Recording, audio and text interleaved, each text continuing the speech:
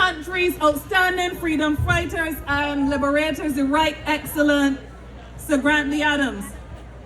We commend the Prime Minister in particular for recognizing that organized workers are indispensable to any effort to enfranchise people. We thank you, therefore, Madam Prime Minister, for reigniting the vision of Grantley Adams, a vision that recognizes that the political aims, if they are to be achieved, cannot be achieved unless the economic objectives are secured.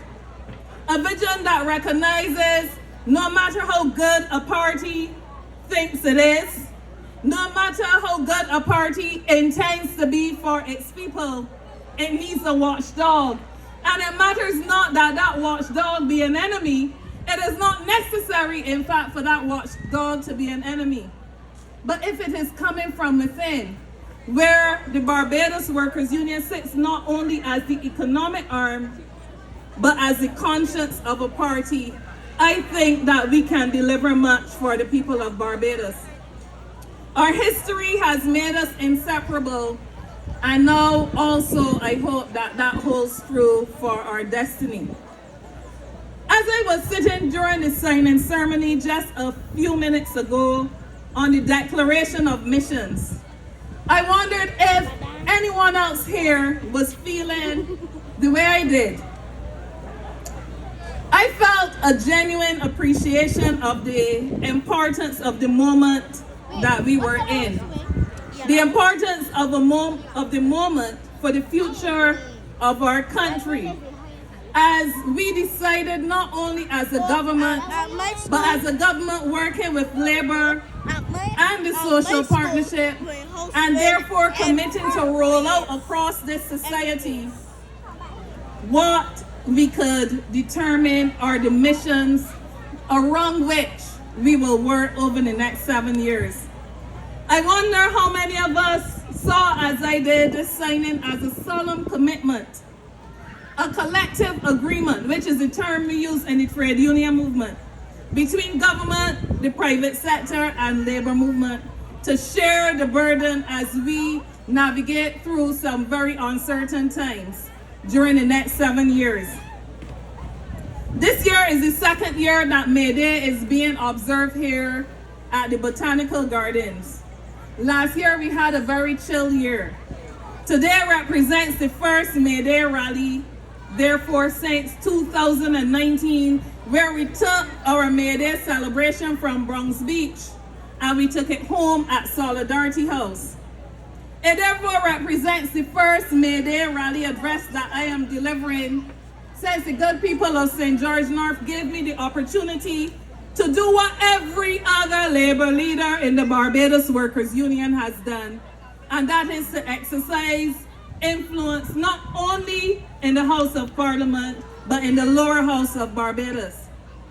Comrades and friends, politics and political participation are very much about choice. I chose to go on the inside, and it was debatable, but I chose to go on the inside of a party at a time where workers more than ever needed a strong voice, where workers could not afford band-aid or patch solutions that would imbalance power further away from them and their families.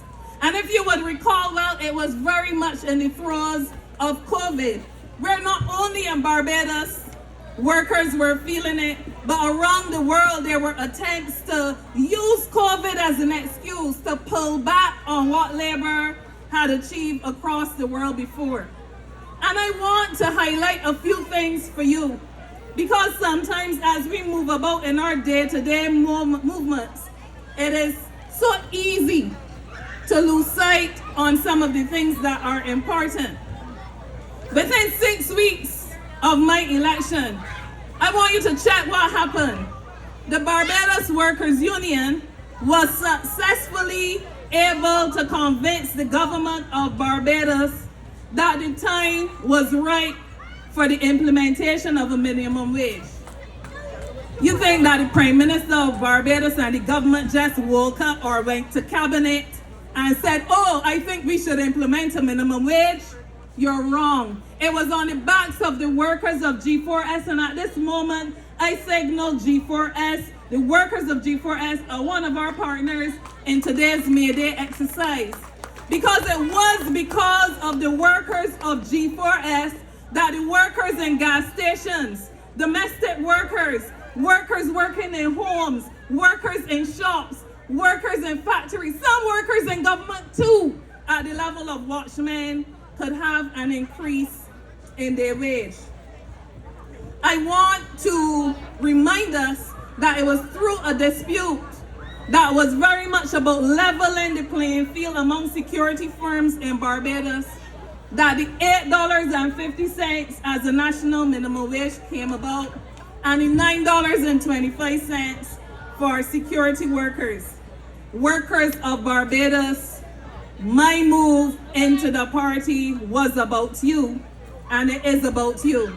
My yes to politics also came shortly after the government had already committed that 3,000 public servants who had been promised 5 years before appointments once they had completed 3 years or more, a commitment to genuinely follow through on that.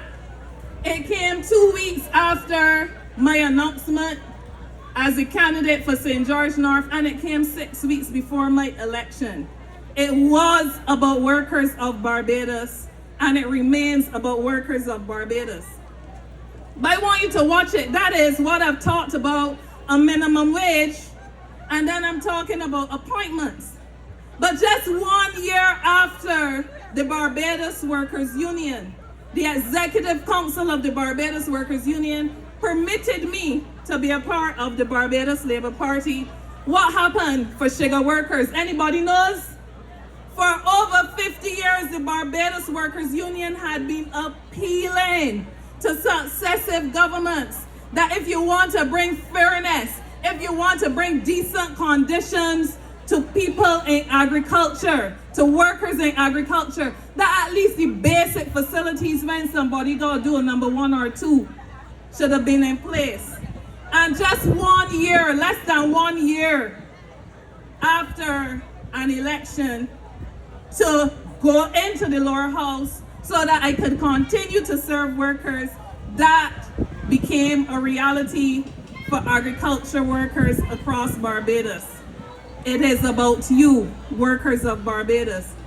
A year after that, and I want you to follow these things because they have not happened by chance, or it has not happened simply because a government intends to be good for you. A year after the agricultural workers got toilet facilities and lunchroom facilities, we had regulations to the Shaw Act. Shaw is the Safety and Health at Work Act. These were put in place to remove, among other things, the ambiguity around such things as a worker's right to refuse dangerous work. Along with that also came the opportunity for your gas station attendants, those at the gas pumps, to be able to get a medical check every year. How many people ever went in a gas station and while your tank filling up, you feel like you will pass out? What more the worker who is experiencing it day in, day out, and sometimes oblivious to the impact that it could be having on their health and safety. That is an opportunity that workers now have, and it is because of the Barbados Workers Union recognizing that it is about you. Less than a year after that, still, you will think that I'm talking as if I've been in the lower house for years and years and years.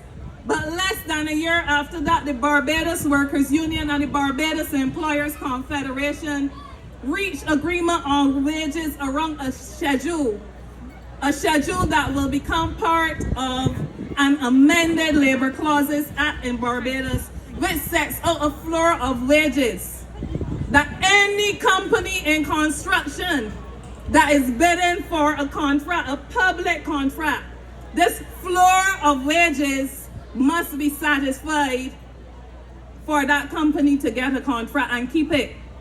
That might not seem like a big thing to you, but you know what has been happening to so many workers? They're working in conditions for companies who are using the lowest bid to get a contract, but with that lowest bid comes the lowest wages and the lowest floor of protection to workers. So in order to cut out one company where rights and fairness is more realized, they're underbid and they're undercut. But they're not only undercutting competitors and getting government contracts, they are undermining workers and workers' dignity in the workplace. I submit to you, Botanical Gardens, I submit to you, Barbados, that it does not end there, because we want a floor of wages, yes, not only for construction, but for other companies, whether it is cleaning services or so, that will be doing contracts or offering contracts to government. We will establish that floor of wages. But beyond that, the changes proposed to the Labor Clauses Act that are before the Chief Parliamentary Council are changes that are not only going to bring a floor of wages, but a floor of other rights. But I don't want to stand here and suggest to you today that it has been an easy road. I don't want to stand here and suggest to you today that the decision has found favor not only with the majority of you, but that it has been a comfortable journey over the last just over 2 years or so.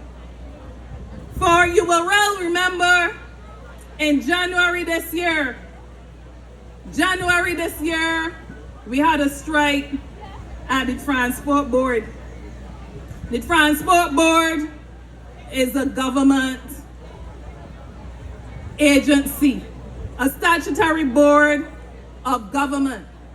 So I don't stand here and pretend to you that it has been all gravy, because if it was, the workers of the Transport Board would not have had to take to the streets for you, the traveling public, and others to become aware that all was not well within the board.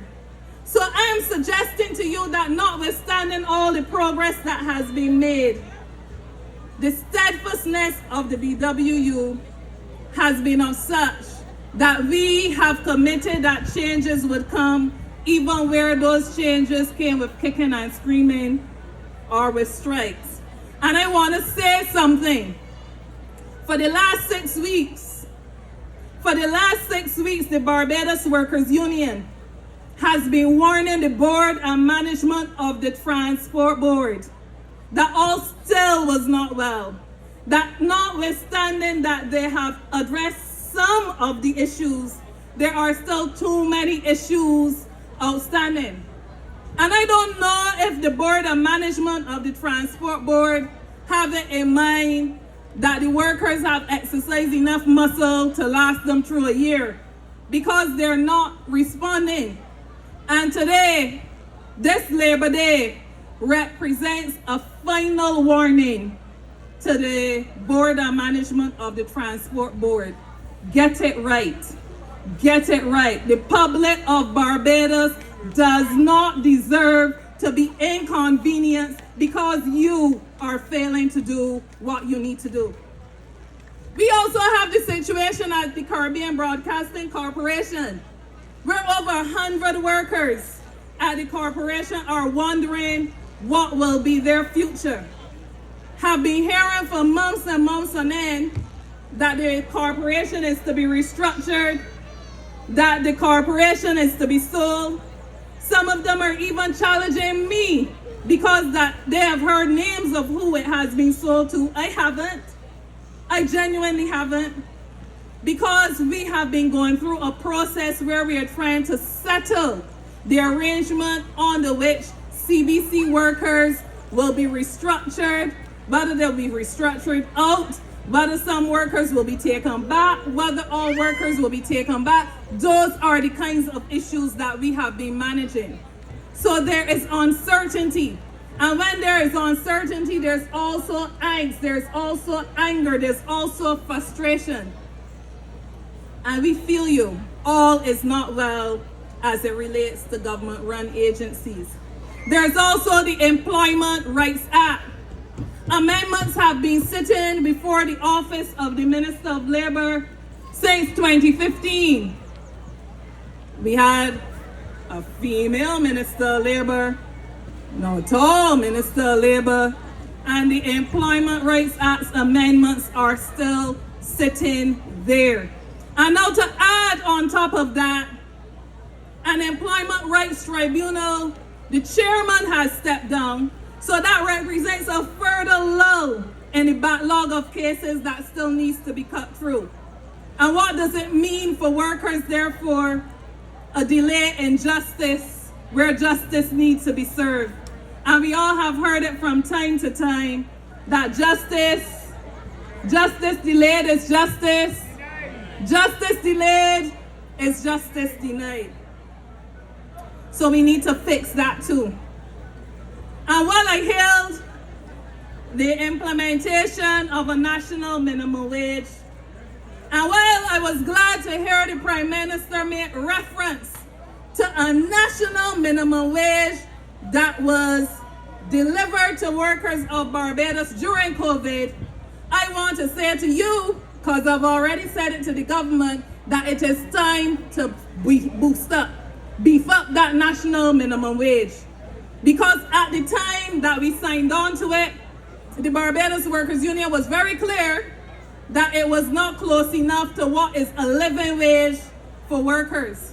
And so the Barbados Workers Union is publicly saying that we expect the National Minimum Wage Board to meet towards boosting that wage so that it aligns more with the realities of cost of living.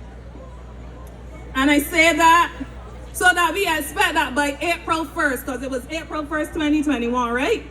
We expect that by April 1st, 2024, we could see upward revision to the minimum wage. Why is this important? Because even when we have an hourly wage, how many workers still are not able to take home enough to keep their heads above water? Even although there's an hourly wage, some workers are only getting 4 hours a day, are only getting 22 hours a week. And when you do the math, I want you to ask yourselves, if you're not one experiencing it, is this enough? Is this enough? Can we go further? Should we go further? And the answer is yes.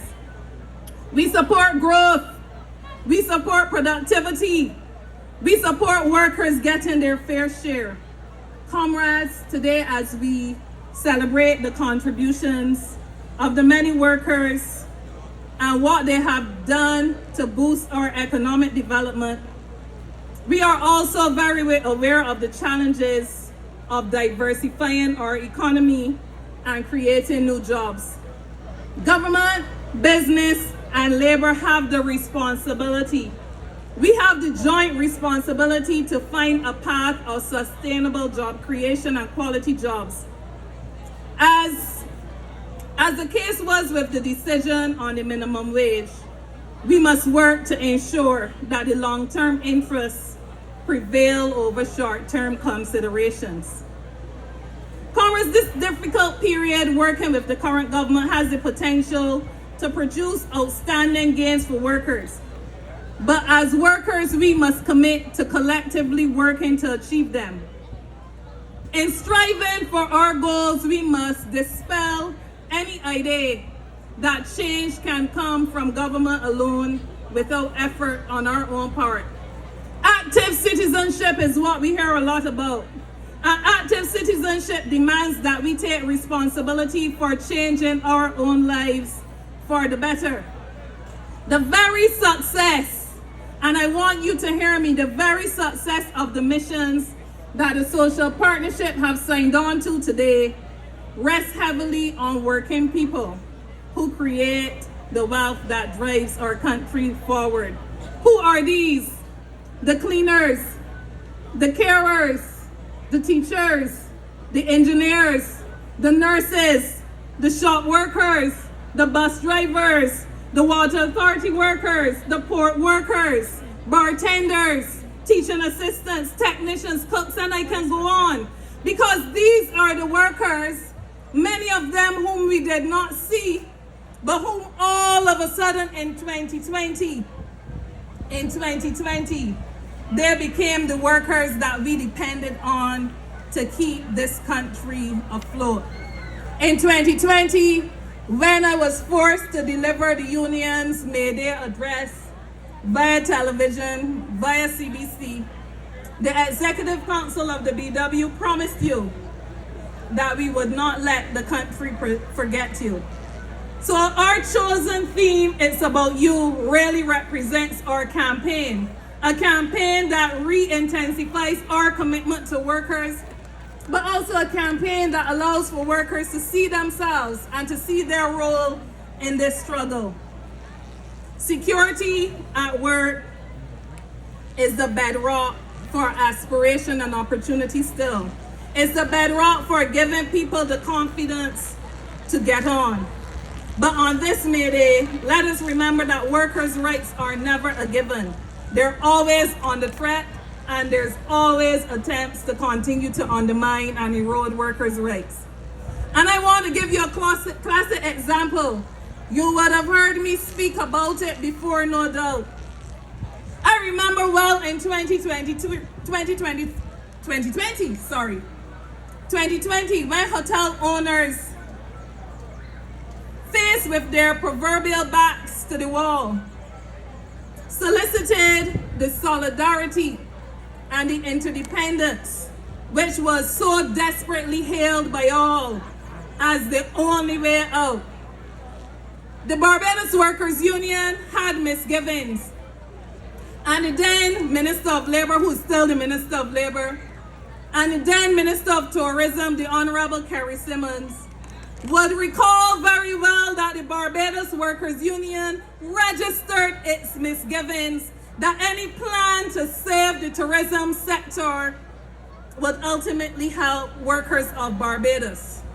We expressed the concern that the plans that we would be entering in good faith would be taken by too many employers in the sector and not fed back to deliver for workers in the way that they were intended. Barbados, I wish I could report today that we were wrong. I wish I could report today that having seen the back of COVID to a large extent, quite still lurking around, so still be careful, but having seen the back of COVID to a large extent, that so many of those same voices have gone back into patterns where they don't value workers, where they don't value their dignity, where far from recognizing the rights that were already fought for, they are repealing some of those rights. What am I talking about? I'm talking about hotels where workers used to get a staunch off day. How many people know the meaning of a staunch off day? Most of us who work Monday to Friday know that we have Saturday and Sunday. But when you are in an any 5 out of 7 regime, it is important to know that at least one day off, if that day is Tuesday, if that day is Thursday or Sunday, whatever, that is a day that you can plan around because work-life balance matters. But once the battle to keep hoteliers' heads above water was over, a number of them stopped applying the terms and conditions of the collective agreement. I said it during my budget speech, and the result was that a letter came into the Barbados Workers Union from the BHTA telling me let's talk and name them. But you know them because there are some of the same voices. And they were among the loudest voices in the room back in 2020 in Lloyd Erskine, Sandyford. And they are the ones who are the chief offenders. And if the loudest voices are the chief offenders, what more for the ones who don't turn up to the dance at all? Workers of Barbados, hotel workers of Barbados, factory workers of Barbados, teaching workers of Barbados, clerical workers of Barbados, wherever you are. I want you to ask the workers of Duty Free Caribbean, who earlier this year had to organize to fight their company for an agreement that was made just 6 months prior, and the company, forget about the agreement. Had those workers stopped down, they would not have had the benefits they agreed to. But their solidarity made a difference. It's about you. I want you to ask the workers of UCAL, who were negotiating a salary increase since 2018 for over 5 years. It reached a point where they had to band together and say enough is enough. And today they have received handsomely what they were expecting and perhaps more. Solidarity makes a difference. And workers of Barbados, it's about you. Ask the workers of TMR and ask the workers of Scotiabank, who literally got sick by the lack of progress within their companies, sick of the lack of progress and the failure of their companies to deliver fairer terms for fellow employees. The simple lack of dignity and respect given to workers who deserve better negatively impacts workers. It affects our health. It affects our happiness. It affects our well-being. Workers of Barbados, our solidarity makes the difference. So we count on organized workers to strengthen the offensive against the challenges we will face in this country. One of the most challenges, yes, is the creation of more jobs. And our economy, we've heard it from the governor of the central bank just a few days ago. We've heard how the economy is turning the corner and things kind of look a little encouraging. But I want to suggest to us that it's not only about creating jobs, but I want the workers of the BW to tell me what kind of jobs we want. We want decent work and decent pay. Decent work has a meaning within the union circles. It means that you have a right to representation. It means you have the right to social protection. It means that you have the right to fundamental rights. It means that you have the right as a worker to decide on your destiny. All that workers today will see the power that is ours. All that workers will understand that there is no security in cowering to abuse. There are so many workers that we talk about that speak out against the conditions, but I can't do nothing because it is the job I got. If it is the job you got and you don't want to stand for what you really want to see, the change you want to see, what do you expect will happen? Too many people believe that it will happen from somebody delivering for them. The history of the trade union movement, the history of the 8-hour day that we heard Sister Mary talking about, all of the changes that make a difference to you have come because workers saw themselves. Oh, that workers will see. Those workers at that supermarket, the one that is give you a whole extra minute to shop. Y'all know which one I mean?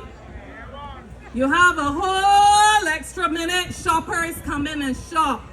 But when you walk through that supermarket door and you shop for that whole extra minute, I want you to know that there are workers packing shelves. There are workers sitting at cash desks who will be sitting for 45 minutes and an hour later and not getting a cent in overtime. No. Dwayne Paul is the officer that will demand the change for you. But I want to challenge today the workers in that supermarket that you too have to be the change that you want to see. If one or two of you step out, yes, that's victimization. But if all of you band together, that is solidarity. Oh, that the workers at the company that does tire keep from Shafak. Y'all know which company I mean? Which company does tell you keep from Shafat? Don't be ashamed. Some of you that's all you eat every day, especially ones in my office, and it needs to stop. The company that tells you keep from Shafat is the company that for all the workers there, their history has been one of fraud, where they take money, they deduct money from people's wages. Money that is to be paid into the national insurance. And guess what? Sometimes workers only know that the money has not been paid in when they go with a sickness claim, or they go with an injury claim, or they go with a maternity benefit claim. There's nothing here for you, and calls have to be made to try to make it right. That is the same company that will deduct union dues, a term long for the checkoff system. So nobody don't be out there saying that them ain't got no right to be doing it. Because it's a system not only for here in Barbados, but the world over, where you take out union dues and you're supposed to remit them to the company. But guess what? The union dues coming out. But the union is seeing it sometimes till a year and a half. And 2 years later, all that workers would see that their strength is needed to fight for their rights, to fight for honesty, to fight that the fact that money should not be taken out to you to treat to operational expenses. Or that workers at that same company will defend other workers who are brought in as trainees, doing the same work that they are doing, suffering the same penalties that they are suffering if they make mistakes, but have to train 1,820 hours. Must need to know the difference between a zinger and a chicken breast sandwich.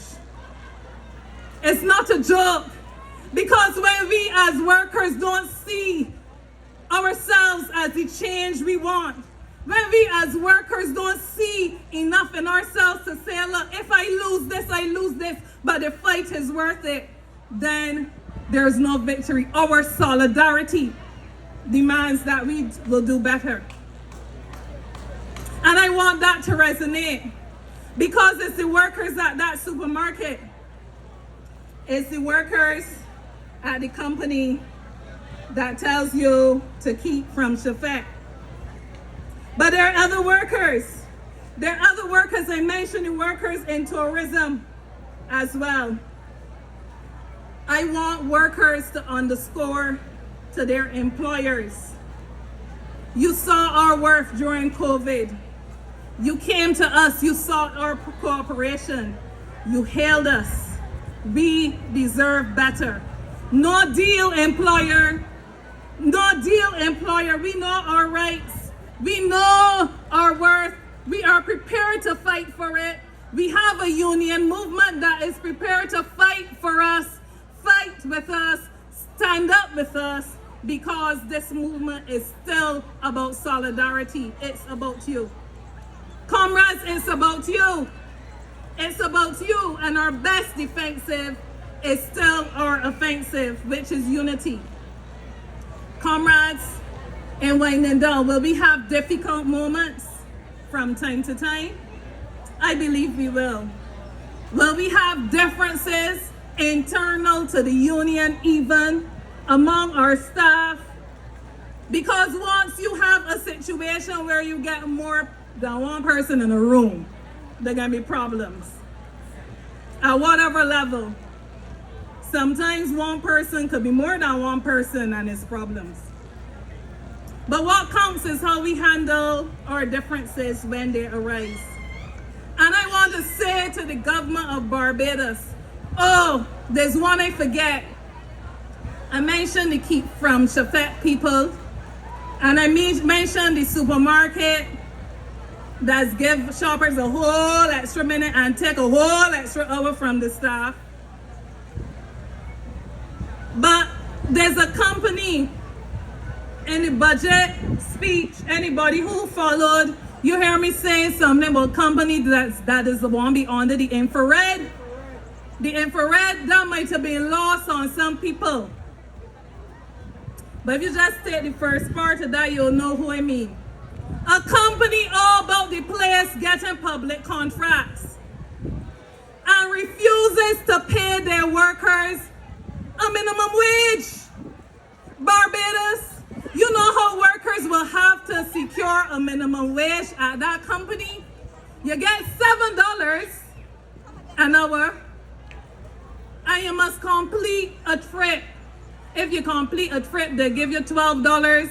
If you complete a second trip, they give you an extra $17. But guess what? You don't have any control over the trips that they are issuing. So they may argue. They may argue because a worker will get one trip a day that we pay the minimum wage, because 8 times 850 is what mathematicians, something over 64, about $68. So if they pay $7 at 8 hours is 56, and then they're adding on $12 a trip, they will argue that they're giving the minimum wage. But the minimum wage was not designed for that kind of undermining and undercutting. And that is why I'm saying, and this now goes out to the government, because even where we will set up a schedule, and even where procurement rules may permit in some places for the lower bidder, government must have a conscience. Because when we say yes, because we think it is saving taxpayers' dollars if a company comes in at a bid of $1 million less, you know what that is doing for workers and their families in that particular company? We are spitting up in the air for it to come back down in our faces. We must change the rules. Government has a role to play. When Grantley Adams visioned an economic arm and a political arm, he recognized that politics had a part to play, and economics also had a part to play. But if we are to be claiming to be the same children